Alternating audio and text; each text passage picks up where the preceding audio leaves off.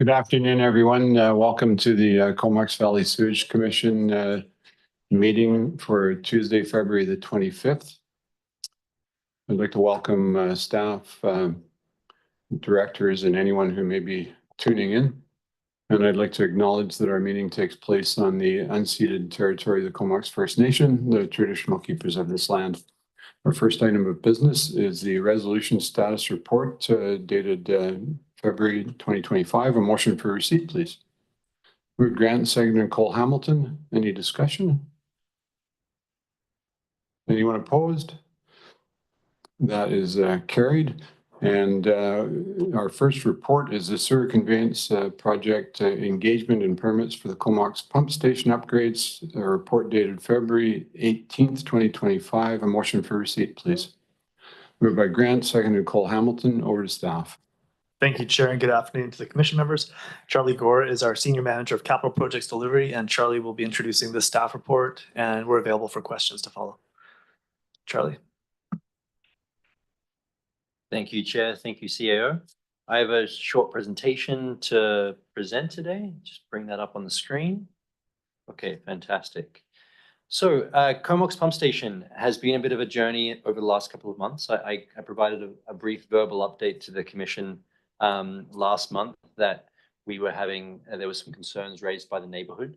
And this report aims to give a fulsome picture of the engagement that has happened in the past and how we've managed those concerns with engagement over January and February and our path forward. So back in 2022, there was some neighborhood engagement before the procurement of the project regarding the upgrades that were necessary to the pump station. And at that point, some commitments were made. And unfortunately, some of those commitments were lost in translation between the planning team and my capital projects team. And so when we came to the community in January with our completed design, which you can see up here on the screen now, with an extension to the building to house our new generator, and just providing one option to that community to accept, they raised a significant concern and fairly, and pointed out that we had committed to things that we had not followed through on. And I think our team at that point pivoted quite quickly with an apology letter to the community and an outline engagement for February to explain how we got to where we are, the things that we can change and the things that we can't change. And that culminated last week in an open house out of Marina Park, where we hosted the community to go through 4 different architectural options for the facility, which included different options for siding of the building extension, for different vegetation options in different areas, as well as how the frontage of the facility is presented. So I have those in the presentation here today. There were 4 options, and I'll go through. The first option was a more modern charcoal siding for the extension with a flat roof over the frontage of the facility, with a more kind of Pacific Northwest cedar hedge vegetation on both the southeast side as well as the frontage. The second one was kind of like more of a beach house feel with a lighter siding with a angled awning over the front walkway to make it look like a bit more of a front veranda, with more mixed vegetation, including a tree. The option 3, called the green blob, was trying to mimic what the facility looks like now, which it has ivy vines growing up all over it. So we were going to build a structure off the front to allow vines to cover it in the same way, and matching the existing brick masonry for the building extension. And option 4 was a bit of a combination of options 1 and 2 with just a different color scheme. The voting concluded yesterday, and it was a mix of online and in-person voting. And we received a resounding kind of direction from the community for their preference for option 1, which was that more modern charcoal siding for the facility with cedar hedging on both the southeast side and the frontage to screen the facility.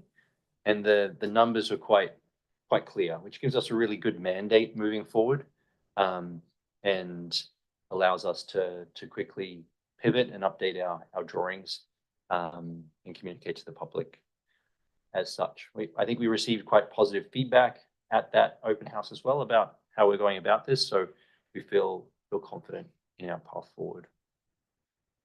Next steps for this is to inform the neighborhood. We literally compiled the results yesterday evening. So we haven't yet communicated this option to the neighborhood. We'll be doing that this week, along with, some more comprehensive feedback about what we heard and what we're going to be doing moving forward. In parallel, we will be updating our architectural and landscape drawings to match this option 1, such that we can submit them to the town as part of the development permit variance, which is already in process with town staff, with the goal such that this goes to the middle of April council meeting for approval. We're working closely with town staff to keep on top of that timeline to make sure that we can hit that date for the Town of Comox council meeting. That's it for me today. Happy to answer any concerns or questions from the commission.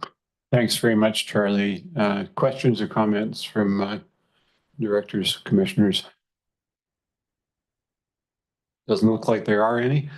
Thanks very much, Charlie, to you and your crew for all the work, including foregoing the opportunity to watch the Canada-US hockey game last Thursday night while you were having the open house. But I think that you've turned an awkward situation into hopefully a win for all concerned, and much appreciated. So we're on receipts. Anyone opposed? And that is carried.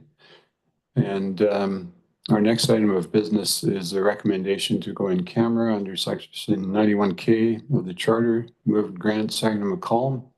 All in favor? That's carried, and we shall move in camera.